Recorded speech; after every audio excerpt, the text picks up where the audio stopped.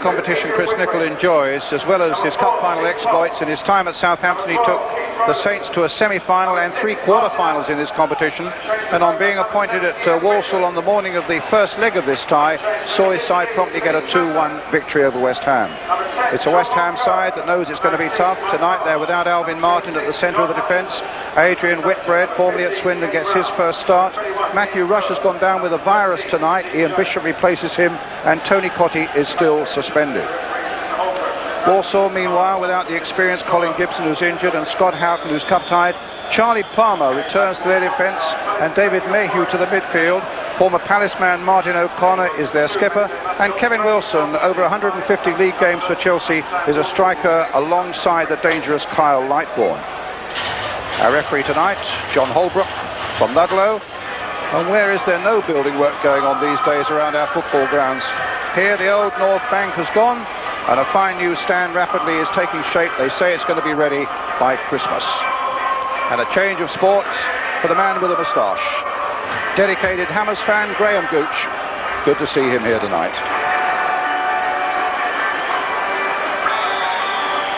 So it's Walsall in the red, white and black strip, who kick off attacking the goal to our left. And what a good spell they're having since the arrival of Chris Nicholl. And West Ham know it's going to be tough tonight. Harry Redknapp, their manager, saying that Walsall played really well in that first leg. And of course you only have to look back over your shoulders 24 hours to see what Mansfield did at Leeds and what a narrow streak Crystal Palace had against Lincoln. Here's Bishop in for Rush. Rowland up towards Lee Chapman. Wilson with a little touch there for the number 7 O'Connor. Marsh. Darren Rogers playing it down. Wilson. Quality player, Northern Ireland international, some 40 caps he's had. O'Connor looked as though he was going to shape up for a shot there, and West Ham needing to do a little bit of defending here, and Breaker then playing it long towards Hutchinson, who's caught offside. Harry Redknapp, front of the picture there.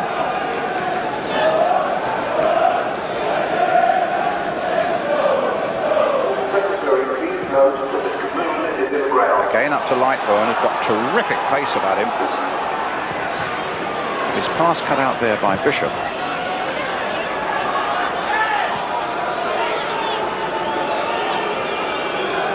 West Ham, as we well know, a wavery start to the season, but victories against Aston Villa. And a fine victory at Stamford Bridge against Chelsea on Sunday. Bishop with the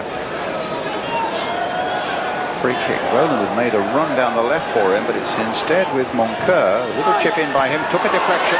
Lee Chapman trying to get on the end of this one, and across the face of that Walsall goal, so near to the opening goal that West Ham needed. Chapman doing very well there. The angle in the end was really too sharp for him. A strong challenge from Palmer. Narrowly missing the far post. O'Connor. Whitbread with a header. Powerful one. Marsh. Breaker ever looking for that chance to get down that right touchline. Allen.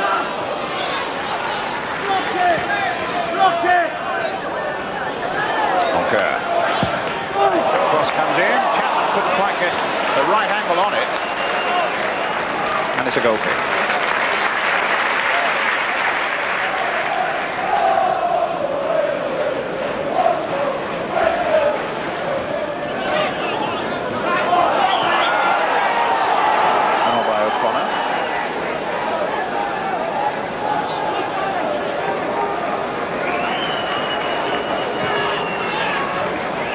Here's Mike Marsh for West Ham. Down the line, getting Breaker into the action again. Whips his cross in, Palmer's there, putting it away behind for the corner.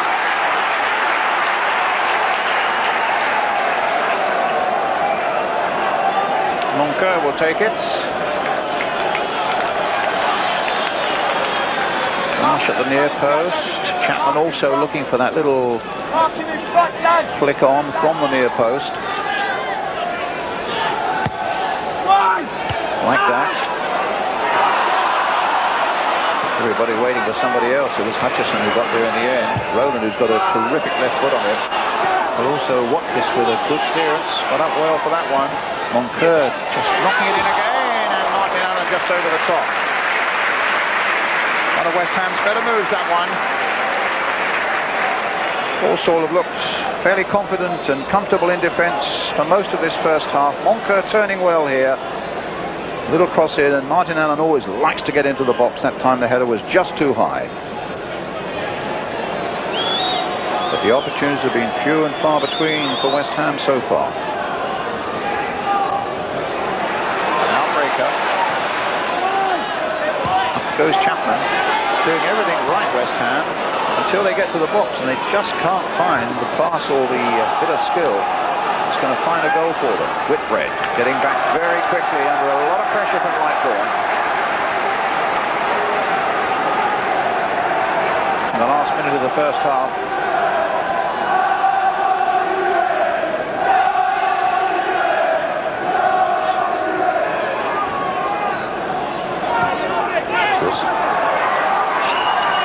Rowland onto the unfavoured right foot that time. O'Connor to Mayhew. Wilson again. Oh, Lightbourne! Delayed his shot once, and right across the face of that goal. And that's the closest Walsall have been to a goal, and right on the stroke of half-time. They could have made life even more difficult for West Ham. Good work there by Kyle Lightbourne. A little dummy, and he held it up well. Wilson inevitably had a part to play in it. Lightbourne then slipping it across the face of the goal. There were two players there, but neither from Walsall could put it in. Up goes Bishop. Marsh. And he and Moncur getting in each other's way. Worth chasing the keeper. And Marsh at least forces him to put it into touch. And really it's all about tempo now as far as West Ham. They've got to keep a high tempo game, try and panic an error out of Walsall, but also remain really secure at the back. And I think it's Kevin Wilson who's down, and the Walsall players a little agitated. And I think John Moncur, is it John Moncur who's got a problem? As he goes in there on Wilson, catches him late. That's going to be a yellow card for the West Ham number 10. Free kick then to Walsall. Rogers with it. Whitbread getting behind this one. Oh, ducks underneath it. And Lightbourne has a brilliant opportunity there for making the cup tie almost safe for Walsall. A mistake by Whitbread allowed it to go. Lightbourne snatched at his shots, and West Ham are saved. In goes Rowland. Here's Bishop. West Ham, that's a good ball by Bishop. Allen chasing this one. Palmer started to come and then held off. There's his cross. Moncur playing it on! And West Ham, through Don Hutchison, have got level on aggregate.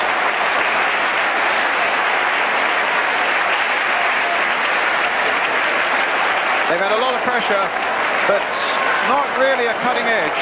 And you always felt that Martin Allen would be at the root of it somewhere. Touched on there and finally knocked into the nets by Don Hutchison.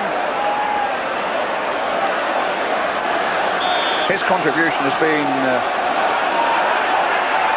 quite marked. A little flick on there by Moncur and finished off by Hutchison, and West Ham start to breathe again.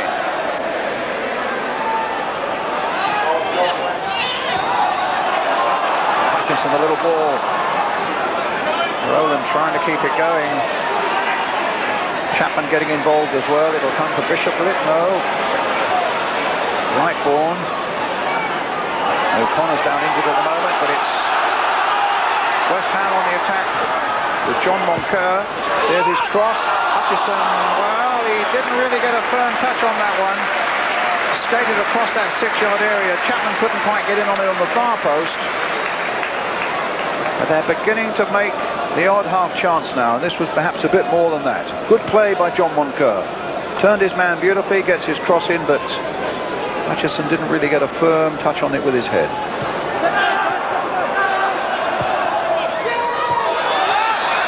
Hutchison. And too high that time by Bishop. But they're really beginning to turn the screw now, West Ham.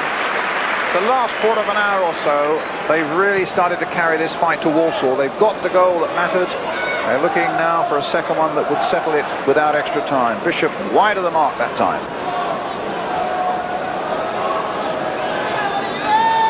Here's Breaker. Out. Moncur.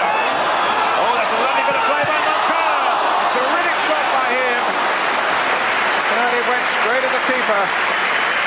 Super bit of skill though by Moncur. Killed that ball superbly. Took it nicely into his path onto the left foot. Hit a powerful shot straight at Trevor Wood.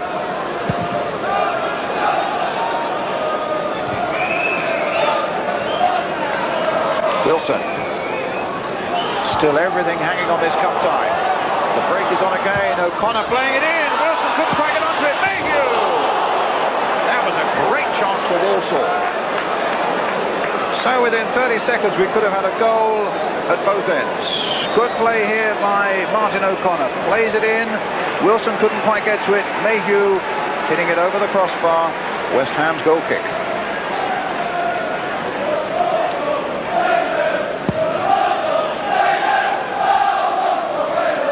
Touched on by Hutchison. Palmer gets it back to his keeper.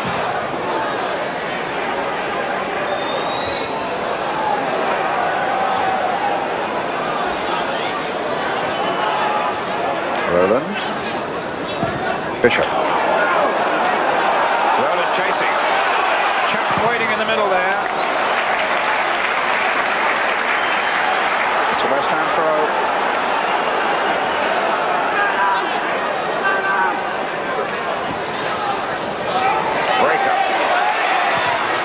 That's a good shot, punched away. Chapman is near the window, and an offside flag. An offside flag. And the linesman and the referee right bang on the spot.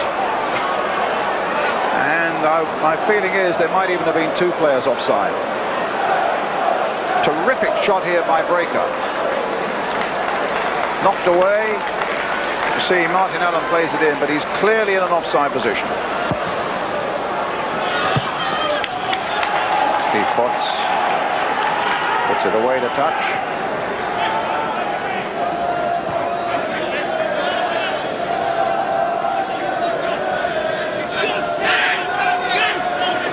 Wilson again. Better hold him up. Crossed in. Knocked away. Mayhew gets it across. My goodness, that was so close to what would have been a clinching goal for Walsall. Mayhew heading it across the face of the goal, and Breaker, I think in the end it was, who put it behind for the corner. They were in desperate trouble there, West Ham. There's Mayhew's header, and Breaker just getting in. Good jump by Whitbread. O'Connor. Rogers. Wilson's chasing again. Potts did really well for West Ham when he was needed. So the whistle goes for the end of 90 minutes. We have extra time with the aggregate score at 2-2 after Don Hutchison's goal in the second half here has given West Ham a 1-0 victory tonight. 2-2 on aggregate. Here's extra time.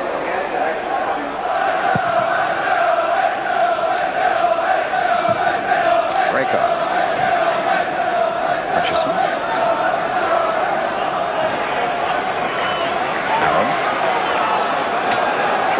Forward again, finding Rowland, still carrying on with his run, but Rowland won't quite reach him with that chip. There's a little touch there by Moncur, and a shot against the post, and Moncur has scored a second one, and West Ham go into the lead in this tie now, 3-2 on aggregate.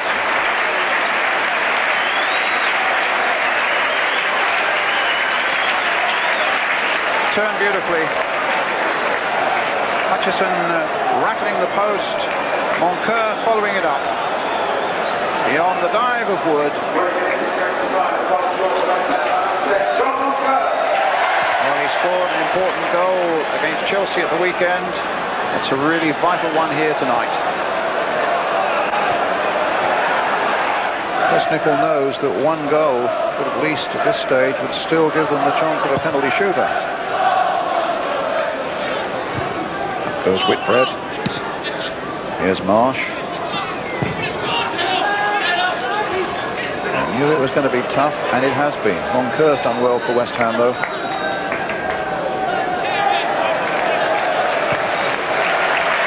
Crowd appreciated that. Breaker into Allen. Hutchison outside him. There he is. Finds Bishop. In turn finds Moncur. A little chip by him. Marsh is on the end of it. There's another one. No, did he? No, miraculously that must have stayed out. Oh, that was incredible. It looked a certainty that Mike Marsh's shot had gone over the line. But the linesman was right on the spot. The referee looked for him. No goal. Well, West Ham still this one goal ahead, but they thought they'd got another one. When Marsh did so well, he lifted it over Wood's head. Went against the post and actually never crossed the line.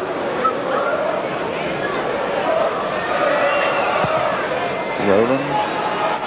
Bishop, Allen, is it out again to Keith Rowland, down the line to Moncur, Marsh, Hutchison,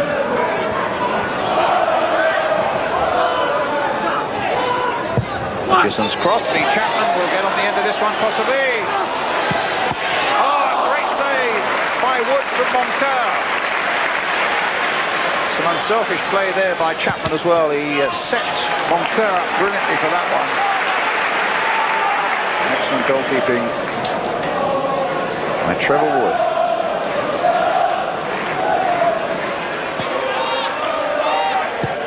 Inside the last 2 minutes. Another good piece of play by the keeper there. Keeping Don Hutchison out, who caught that as it came over his shoulder on the volley. From Breaker's cross. There's Hutchison. An excellent piece of goalkeeping. Good pictures. The last seconds of extra time now. Oh, a lovely back heel by Hutchison. Martin Allen with Lee Chapman waiting in the middle. Goal kick. Chapman looking daggers. He'd made a terrific run. So too had Mike Marsh as it happened. But over the top it went. Goal kick for Walsall. We're playing time added on now at the end of this period of extra time. And West Ham just need to remain secure for a few more seconds to go into the draw for the next round of the Coca-Cola Cup.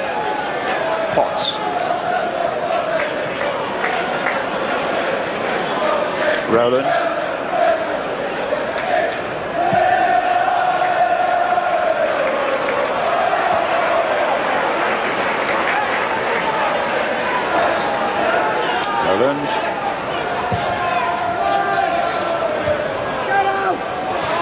Wilson. It's not all up yet, he says, but now Potts takes that expertly off his foot. Referee looks at the watch. A lot of credit to Walsall. They've played really well here with a lot of defiance tonight. But the winners are West Ham. 2-0 on the night. Don Hutchison and John Moncur, their scorers. It means they win 3-2 in this Coca-Cola Cup tie on aggregate and go into the draw for the next round. The winners tonight are West Ham.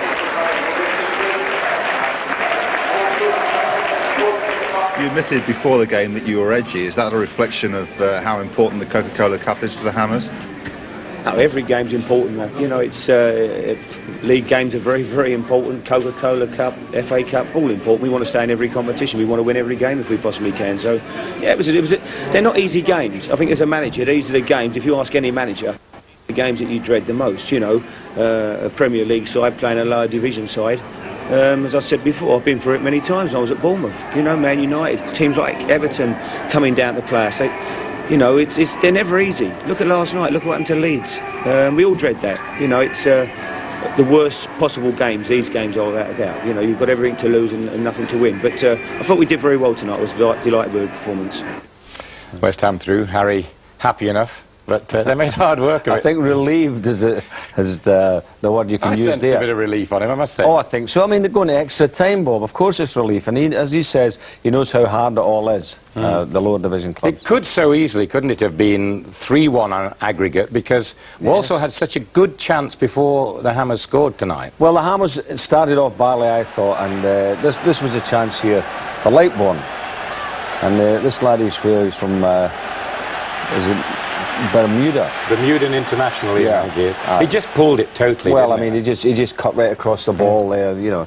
But as so often happens, there's the chance for Walsall, glory, and within a minute and a half, suddenly West Ham are in there and they've got well, we see that, I mean, that just happens so often in football. You're at one end, you miss the chance, the other side go down and bang, you know, you find yourself trailing. And this is Don Hutchinson, who I think will be a very good buy for West Ham. You know, I always admired Hutchinson's play when he was up on Merseyside. You know, I thought he was a boy with a lot of skill, good midfield player. And I know they've pushed him forward, haven't they, West Ham, because they had a few injuries. But significant that John Moncur was in there on the end of Martin Allen's cross, because he was on the end of everything tonight, wasn't he, Moncur? Yes. I thought, see, Moncur, who I saw play with Swindon, I thought he was a classy player, and couldn't believe that Tottenham Hotspur had let him go, because, you know, I thought this boy's got so much ability. And since he's come here, you know, he's been, look at the skill there, revelation. You know, lovely. He started the whole thing off there and then followed in when the shot came off the post. There he was, knocking in the net, and that's the second time in 4 days he's got the winning goal for West Ham. £850,000 he cost now in this crazy transfer spiralling system that we have. That's great value, isn't it? I would say you would look at that fee and say we've got a bit of a snip here. This is a class player. West Ham player, you know. Chris Nichols, some hope for them, and what? Because they did really well. Again, you've got to congratulate them. Yes, of course.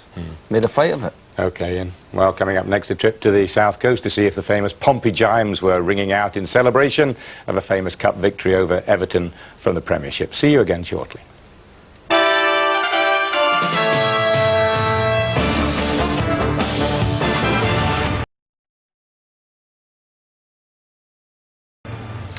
Welcome back. 2 weeks ago, Jim Smith's Portsmouth had Everton in total disarray after an hour of the first leg at Goodison. But then, 3-0 up, they let the Premiership side back in by conceding a couple of goals to set up an intriguing second leg tonight at Fratton Park. Some new faces for Everton this evening. Your commentator is Peter Brackley. What a contrast tonight to the last visit of a Merseyside team 3 weeks ago. Little more than 6,000 watched Tranmere Rovers here. Now I would think there's well in excess of twice that number to see if Pompey can finish off the task they began so promisingly at Goodison Park. The excellent team news for Jim Smith is that Kit Simons, his most accomplished defender, has recovered from the back injury that threatened his place tonight. Robbie Pethick is preferred to Paul Hall, and both Benny Christensen and Darryl Powell are fit to return. Jerry Craney, the two-goal hero of the first leg, provides the main threat up front, of course, and he can expect vibrant support from former Evertonian Preki, who's eagerly waiting his chance to prove they were wrong to discard him. It's been a desperate start to the season for Everton, who are hoping that this man's arrival can help prompt a recovery. Duncan Ferguson, once Britain's most expensive player, has arrived on a 3-month loan from Glasgow Rangers. Another Ibrox man, Ian Durrant, has come with him, also on loan, but is only on the bench tonight, as Mike Walker opts for a lineup that includes Nigerian World Cup star Daniel Abakachi as Ferguson's partner up front. A highly charged atmosphere at Fratton Park. Taking the whistle tonight is Keith Cooper from Pontypridd.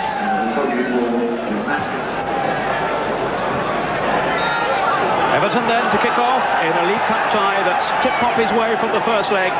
Although Everton's late recovery at Goodison has certainly thrown them a lifeline, those 3 away goals for Portsmouth could prove a vital factor.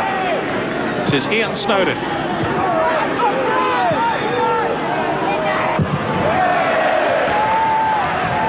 It's Pethick firmly into the tackle then for Pompey.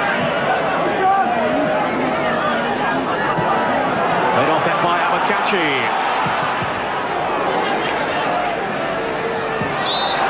And the free kick given to Portsmouth. Pompey, of course, who reached the 5th round last season before losing to Manchester United. This after United had knocked out Everton at the previous stage. A lot of pressure apparently on Mike Walker, the Everton manager. Certainly needs a good result tonight. Here's Ferguson. Laid back by Hinchcliffe to David Burrows. Now Ferguson again. Abakachi. So sharp and so strong. Now Hinchcliffe.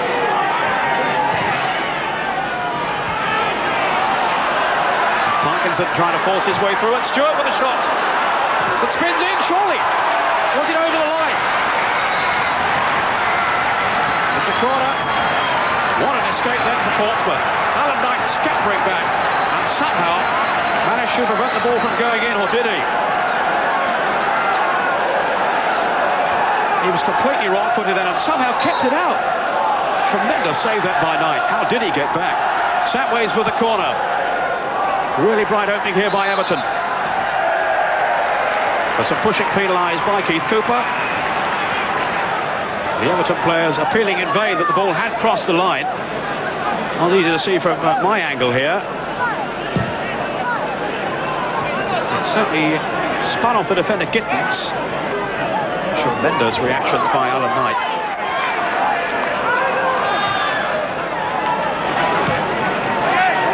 Here's Preki. So anxious to impress tonight. He didn't have the pace in to get away from Burrows, although the Everton defender has been penalised.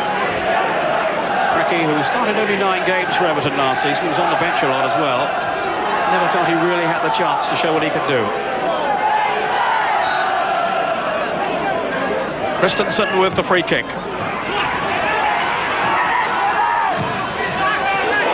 Now here's McLaughlin and Craney.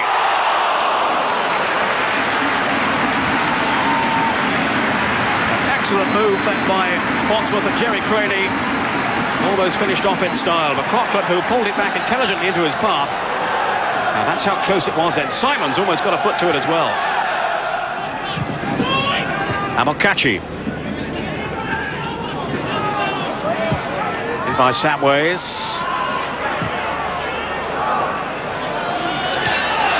Hinchcliffe has kicked it in. The linesman's flag has stayed down. Ferguson, Hinchcliffe again. Stewart and Abakachi in the middle. And Dobson having to hook it away for the corner. Retained his concentration then, Tony Dobson, with the menacing figure of Abakachi behind him. Unsworth and Watson have both come up for the kick. The threatening figure of Duncan Ferguson on the edge of the box. Samways with the corner. Watson's header! Everton have levelled the tie on aggregate. Really powerful header then by Dave Watson. Showing again his prowess in the air on these set pieces. A fierce header by Watson. 17 minutes gone. Alan Knight beat. Everton take the lead on the night and square the tie. Really positive strike then by Dave Watson. Samways with the corner, and Knight can't reach it before Watson. Well, what relief for Mike Walker. His team in front in the second leg anyway. But remember, this is not enough for Everton to go on should this be the score at the end of extra time. But they are right back in this tie now. Abakachi, it's a glorious turn there. Looking to embarrass Portsmouth again. Ferguson. Hinchcliffe. This is David Burrows. Away by Stimpson, only as far as Parkinson. Snowed in with a shot. Not a bad effort either by Ian Snowden.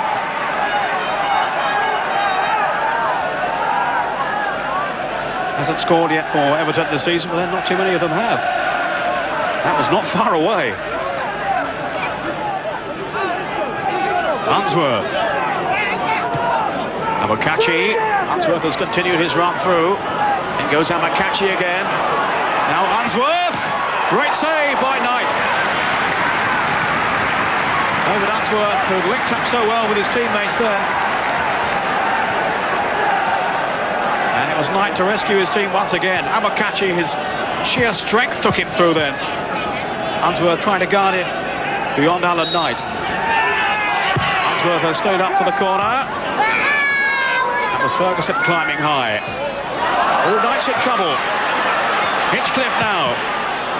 Well, Knight was scrambling back into his 6-yard box. Reprieved by Craney's intervention. But they are finding the likes of Watson and Ferguson so hard to deal with in the air. More danger maybe awaits them now. Hinchcliffe with the corner this time. Unsworth, who pulled away, with Stewart. Now Samways. On towards Amokachi. And there'll be a goal kick. And some respite for Portsmouth. Amokachi, who soon won over the Everton fans by scoring on his home debut against Queen's Park Rangers.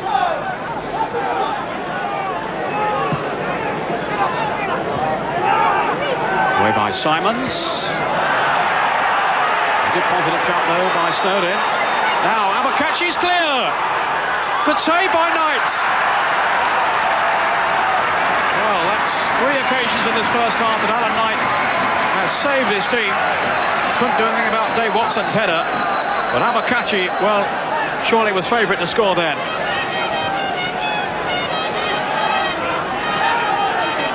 Knight coming up to close down the angle. Now Darryl Powell. Here's Precky. Powell again. Good flowing move this. Powell with a shot!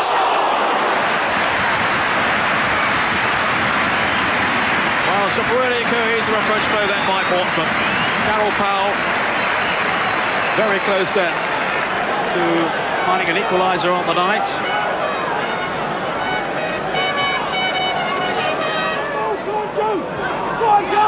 Now Powell. All Simons in difficulties. Ferguson. They've got 4 up in this attack, Everton. Amokachi now. Off the post from Stewart. Somehow Portsmouth survived. And another amazing let-off for them. Stewart the player denied this time by the post.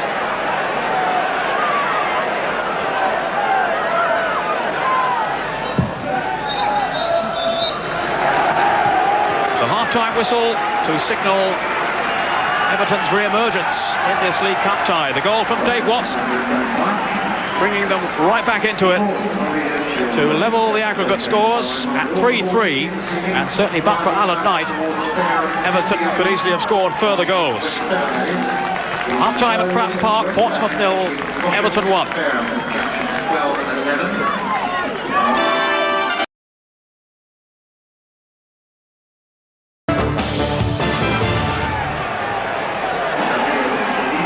Jim Smith wants to pep up his team's attacking play in the second half, and Paul Hall has come on for the former Everton player, Precky.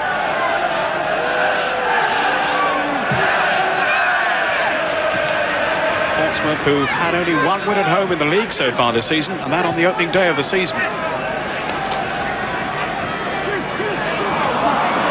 Amokachi.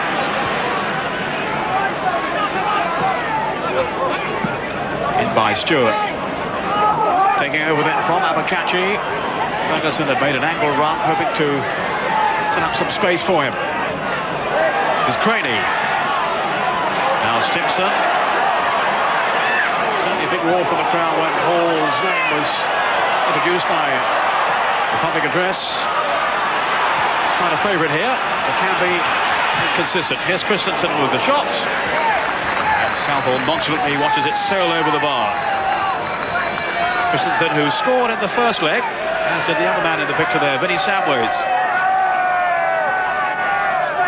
Jim Smith now down on the bench. I think his team can at least protect the lead they have overall in terms of the aggregate score if it goes to extra time. Ferguson got away from Gittins there. And failing to link with Mukachi. Dobson to Hall, skipping the tackle of Snowden. Now what can Hall do here? Well, that's good covering by Parkinson. Got back really well. McLaughlin just managing to evade the tackle of Snowden. There's Craney. Foul inside him. Up goes the flag.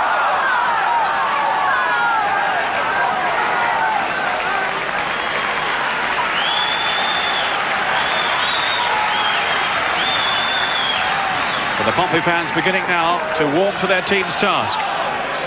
The Pompey chimes ringing around Fratton Pond. Well, there's a fabulous atmosphere tonight.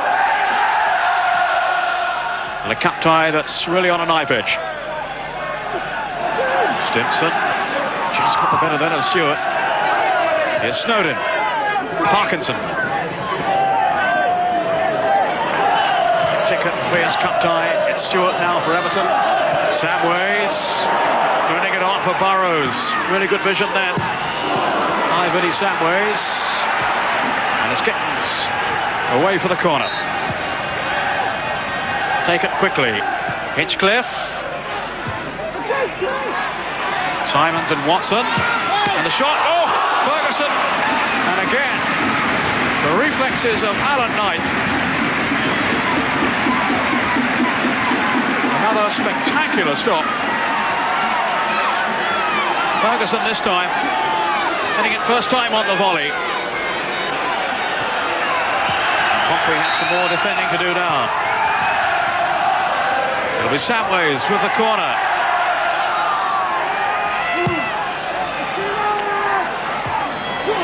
Up by Simons. Tony Dobson. Collected by Hall. Now McLaughlin. Pethick. Offside Hall.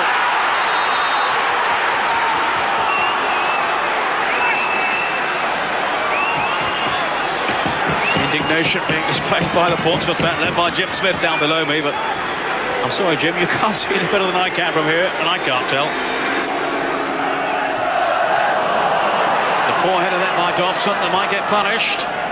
Simons can't clear it. Up goes Ferguson and Mukachi. Ferguson and Stewart. Ferguson now. Is that night again? Two opportunities now have come his way in the second half, Ferguson. And well, it's a very promising debut from him. A neat touch to set himself up for the shot. Halfway through the second half. Controlled by Powell. A clattering though from Watson.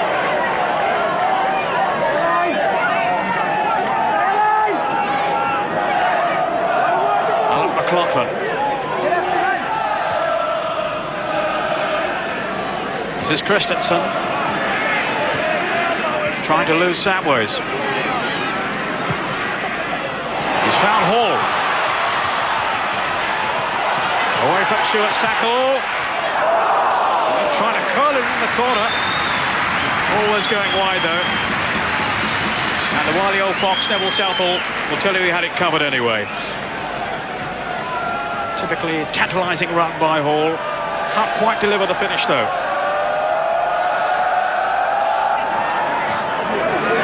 Samways. This is Stewart. Now Snowden.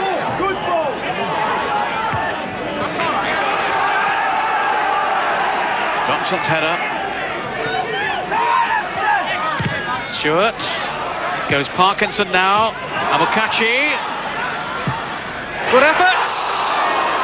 Agonisingly just past the post.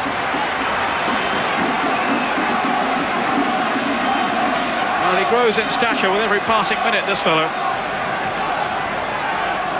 And he is destined to be a really firm favourite at Goodison Park. Well, Jim Smith knows it's looking more and more like extra time now.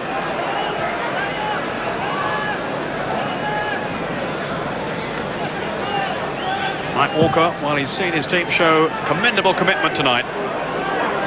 Powell's header. This is Hall. And a goal! Hall!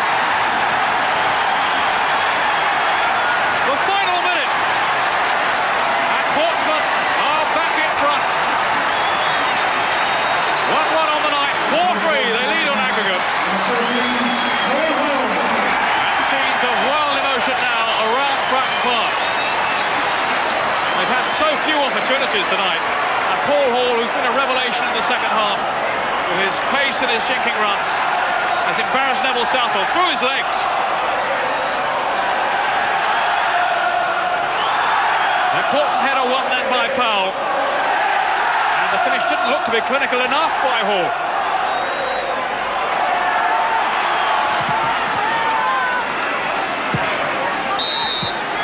The last few seconds now. Paul Hall with his third goal of the season. Has he now earned his team a place in the next round? Simon's happy to pump it forward now in search of Hall. Away from Snowden. Hall again!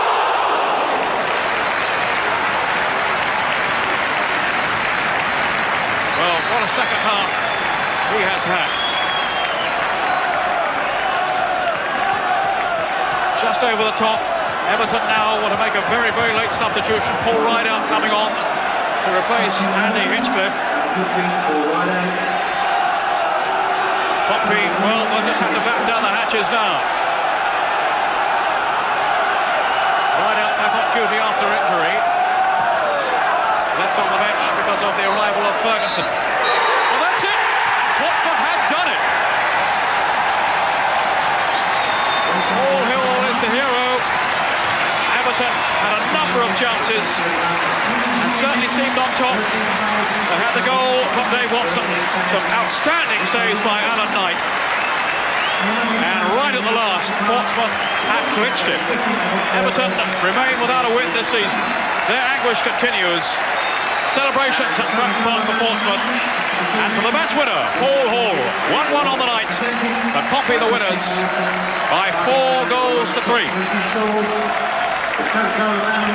We're rebuilding, you know, it doesn't suddenly go right overnight, and we're not having the rub of the green, that's a fact. And I'm not one that thinks that believes we're unlucky all the time, because you're not. But I think, you know, it's proved again tonight we aren't particularly having the rub of the green at the right time. But there's only one way, as I've said all along and said to the players, get out there and work. And they've done that tonight, and they've still got kicked in the teeth. So just going to have to keep going. Well, to be fair to Mike Walker, Pompey manager Jim Smith has acknowledged that the better team lost, Ian. Yes, I would say so. I think they had most of the play. But you've got to put the ball in the net, and I mean, Alan Knight was equal to everything they threw at him. Can I say he's an Ian St John man? You bought him when you were manager of Portsmouth? I signed him from school, yeah, he was a schoolboy, and he's been a wonderful servant for them. I mean, that's a great save, wasn't it? That was just a wonderful save. And how about this one as well? I mean, look at that. He gets his fingertips to it, knocks it onto the post, and yes, Pompey had the luck on the night. There's no two ways about it. Of course, he carried the luck. But let's put it this way, you know, this kid, Paul Hall, came on towards in the second half, and I mean, he really lit the thing up. He started making things happen down the left-hand side of the field, and I'm not too sure that Neville Southall there, Bob, as a goalkeeper yourself, would you say? Well, he was very wide with his legs, Ian. I agree with you there. It's very difficult, you know, when it's drilled at you as close as that. You goalkeepers always protecting each other. Of course we do, yeah. But let me say, I didn't know you were such an expert on keepers with Alan. Well, there you go. But listen, just very quickly, what now for Mike Walker? He's talking a brave game. He's talking a brave game, but when he wakens up tomorrow morning, he's out the Coca-Cola Cup, he's at the bottom of the Premiership, so really, you know, the problems are mounting up for him. OK. Well, 10 second leg ties were played last night. Gabriel Clark looks back on some stirring action. Taking their lead from Trelleborg's part-timers who beat Blackburn, Mansfield Town completed their own two-leg mission impossible last night. Goalkeeper Darren Ward did the necessary when called upon, which wasn't as often as Mansfield had feared. Not even Colin Hoyle's sending off prevented Andy King's cut-price team protecting their lead for an amazing win. Not since Colchester 23 years ago have Leeds endured humiliation like it. It was all following the same script at Selhurst Park, where Crystal Palace were firing blanks. Then, 4 minutes into injury time, a panic-stricken Nigel Martin punts forward. Maybe Bruce Dyer handled, but this was a night when Palace got away with it. Left-back Dean Gordon gets up to head the most important goal of his professional career. And from then on, there was only one winner. 9 minutes into injury time, another supreme cross from John Solarco is given its crowning glory by Chris Armstrong, who'd almost forgotten what it was like to score. And the growing sense of relief helped Palace relax for the final few minutes and carve out a rather flattering third goal for Dyer. But all those at Selhurst Park won't forget last night in a hurry. Chelsea's progress was rather less stressful, but for an hour Bournemouth were just that single goal behind, and Dimitri Karin, nicknamed Zebedee by Glenn Hoddle, had to spring around his goalmouth. Then Nigel Spackman and Neil Shipperley worked the ball to Gavin Peacock, back at one of his old clubs, and his shot squeezes past Ian Andrews. 2-0 to Chelsea on aggregate. Millwall's first leg lead lasted until the second half at Roker Park, when Don Goodman's flick and Phil Gray's opportunism found a way past Casey Keller. But there wasn't the same uncertainty about Millwall that's infected their league form recently. John Goodman put Millwall back in front within 6 minutes, and they protected that lead with a resolve that will have greatly encouraged Mick McCarthy. Embarrassing and amateurish, that's how Ozzy Ardiles described Tottenham's defending. The Spurs fans had rather more colourful language for it at the end of a night that began with Colin Foster heading Watford in front. There were moments of that exhibition football that Jurgen Klinsmann inspires. Nicky Barmby was on the same wavelength to equalise.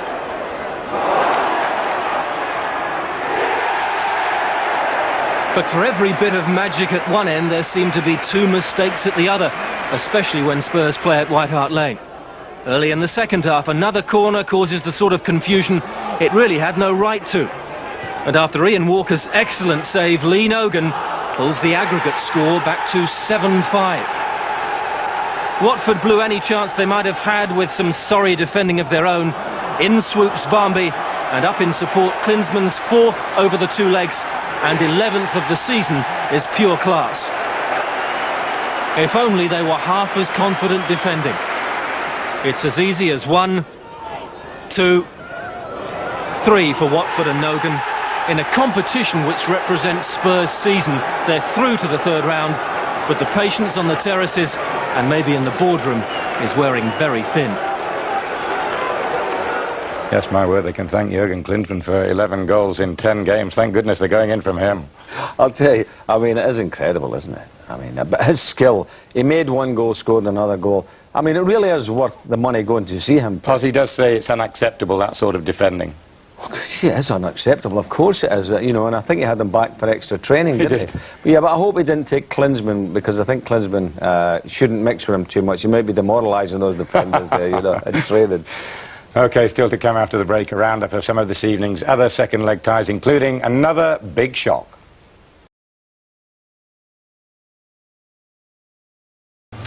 Welcome back. Now just sit back and enjoy some of the other action highlights from tonight's Coca-Cola ties. Gabriel Clark again. Well, second division Brighton went to Leicester City a goal up. Commentary from Alan Parry. Tuck, infield to Monday. Chance for a shot by him. And it's a terrific effort! Oh, what a goal from Stuart Monday! 16 minutes gone, and Brighton celebrate one of the strikes of the season by the 22-year-old who's never scored for them. Well, there's not much you can say about this, is there? You can't fault anybody. It was just a wonderful strike. Bottom line to this is keeper's beautifully positioned. Just a wonderful goal.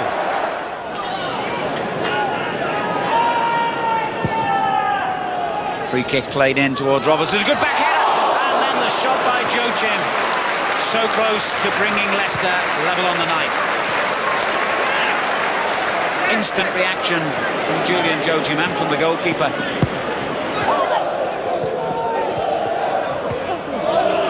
Now it breaks clear to McDougall, who held off his man well. And Nogan is up in support of him. And he's got round the challenge from Willis. Nogan's in a great position here. And he finds Nogan. And that's it. Brightener through.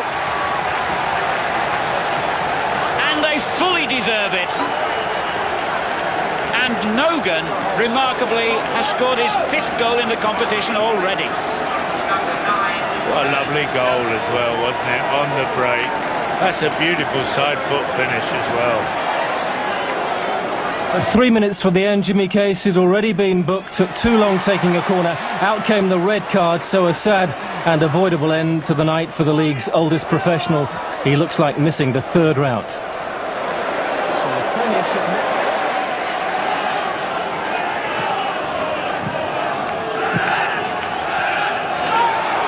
Redfern obviously fancies the occasion, Redfern, and again he's got his shooting boots on. Redfern again relishing the occasion, and again when he's given the room to attack that space in front of the 18-yard box, can let fly. Barnsley once again pressing forward, and Srnicek forced to pull out the save there from Nicky Eden. Nicky Eden, who's been so quick to support, and fancying a go himself, and why not? Pottinger moving forward, good run this for Lee, and back for Cole. There we go again, Andy Cole just keeps on knocking them in. There was Cole, and Eden on the line couldn't keep it out. And now it's Cole turning, and Kitson and Lee. Great work by the keeper, and Lee, how typically, was following in and wasted no time with the shot.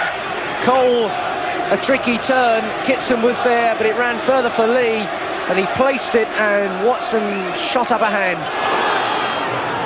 Kitson forward for Lee. Lee, just the wrong side of the upright. Lee on the burst again. They've got the extra man. Lee, Cole, not this time.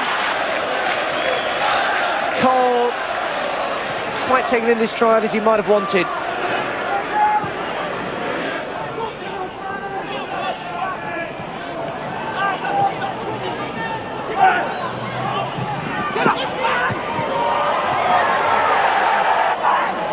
Well, Wimbledon won again at Torquay United. The goal from Dean Holdsworth, 3-0 on aggregate. George Graham rested Wright, Adams, Smith and Merson, who got the 5 goals at Hartlepool in the first leg, and it was hard work for their replacements. Kevin Campbell finally broke through 10 minutes from the end. And in the final seconds, almost a repeat performance. Another corner. Again, Steve Boyle gets the assist. And this time it's Paul Dickov celebrating a rare run-out in the first team. Arsenal through 7-0 on aggregate. Well, Queen's Park Rangers' 1-0 win at Carlisle was one of the better results by a Premiership club in the first leg. Within 8 minutes they doubled that lead thanks to some sloppy defending and the goal-scoring instincts of Bradley Allen.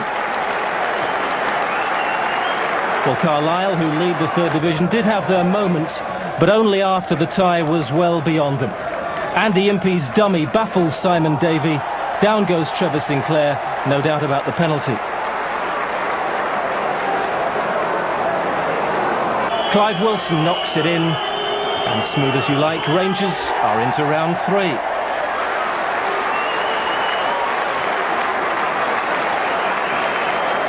Well, like Mansfield Town, Barnet needed lightning to strike twice. They made it beyond half-time, only for Gary Phillips to parry a shot straight to Niall Quinn. If City thought they'd done the hard work, a minute later, deadly Dougie Freedman, the match winner at Underhill, maintains his record of a goal in every Coca-Cola Cup game. But the decisive performance came from City's Paul Walsh. His glancing header levels the tie on aggregate. And Barnet were hanging on for extra time, but they couldn't contain Walsh. On it goes to Steve Lomas, and Nicky Summerby puts City in front in the tie for the first time. And for the first time, the difference between the divisions is evident. 2 minutes from the end, Niall Quinn gets his second. 4-1, 4-2 on aggregate. Well, we had Mansfield last night beating Leeds, and now we've got Brighton, just the two clubs from out the top two divisions going through. And what a goal from Stuart Mundy. Well, that was a lovely goal, wasn't it? The opening goal there for Brighton. I mean, our producer, as you know, is a great Brighton fan, and he'd be delighted with this one. It's the reason it's in. Oh, man, that's the only reason it's in. I mean, but it was a cracker, wasn't it? Lovely. And that set him up in a good mood for the night. Yeah. Well, you can just see how difficult it is there. From the goalkeeping point of view, at least. No chance, Bobby. No. If you're off, you're off. You're off. Don't you think that Jimmy Case sending off was... Well, Jimmy, as you know, is a bit deaf. He's deaf, and he probably didn't hear the referee shouting, "Hurry up, Case," you know, or blowing his whistle at him. I mean, he was laughing, Jimmy, because it's 2 minutes to go. It was over, wasn't it? 3 up. Yeah. I mean, can you believe it? How trivial some referees are. And there's a lad might miss the next game. You know, that's a shame. Terrible. Another man who grabbed the headlines tonight, Ian, Matthew Le Tissier, staking a claim for a place in Terry Venable's team from the start next week against Romania. I mean, that was the penalty which set him going. He'd already scored, of course, in the first leg at Huddersfield, but then 3 in the second half here, Ian. Well, this is the first we've seen of them. Oh, I mean, he is such a talent, this boy, and surely to goodness, you know, he has got to start for England in the next game. I mean, Terry is a man who loves skill. He always talks about skill. Now, this boy is the most skillful player in the Football League. I mean, as you say, we haven't seen this, but there you go, look at that, sticking it in from there. He scored goals, as Alan Ball was saying on television the other day. He scored great goals that other players can't score. You know, the impossible efforts, and he gets them. So you really would say, Ian, that you would suggest to... Nonchalant. That the game would be a good game, the Romanian game, to put him in. I think he's been on as substitute before, but it would be his first full game. They have got to get him in now. I mean, you know, England have got to get a team for 2 years down the line for the European Championships. And it's people like him. I mean, he's doing what Klinsmann is doing for Tottenham, isn't he? And what Klinsmann does for Germany. This boy has got so many tricks, he's got so many skills. I mean, he's just a joy to watch. He must play at the top level. I think Alan Ball might be getting the best out of him, you know, Ball's enthusiasm. Of course he is, of course, because the lad wants to play now, doesn't he? Yeah. You know, he's desperate to show Alan Ball just how good he is. And that's great, because the last manager really, you know, I don't think I gave him due praise, did he? Good for Southampton and good for England, I think. And I don't forget the draw for the third round. That's going to be known first on this channel around 7:20 tomorrow morning. It's live on GMTV. But now, a roundup of all tonight's results with Gabriel. In the Coca-Cola Cup second round, second leg, Arsenal 2, Hartlepool 0. Arsenal wins 7-0 on aggregate. Barnsley 0, Newcastle United